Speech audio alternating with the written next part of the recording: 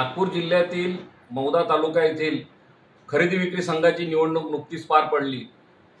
या निवडणुकीमध्ये महाराष्ट्रात नव्हे ही अशी भ्रष्ट युती ही काँग्रेस आणि भाजपची झालेली आहे। भाजपचे स्थानिक माजी आमदार टेकचंद सावरकर यांनी या जिल्ह्याचे व या विदर्भाचे सहकार महर्षी समजणारे सुनील केदार यांच्याशी युती केली।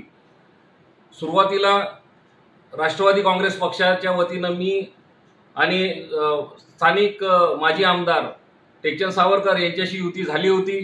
फॉर्म भरण्यापर्यंत आम्ही एकत्र फॉर्म भरले आणि हे झाल्यानंतर अचानक काँग्रेस बरोबर माजी आमदारांनी युती करून आम्हाला धोका दिला।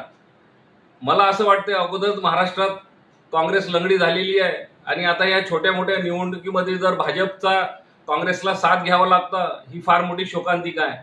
माझी या क्षेत्राचे व या जिल्ह्याचे नेते यांना हीच विनंती आहे भारतीय जनता पक्षाच्या की त्यांचे स्थानिक आमदार आणि हे माजी आमदार अशा प्रकारचे जर गैरप्रकार महायुतीमध्ये मिठाचा खडा टाकण्याचा जर प्रयत्न करत असतील तर यांच्यावर नक्कीच अशा महायुतीतल्या अशा माजी आमदारांवर कारवाई झाली पाहिजे अशी माझी मागणी आहे।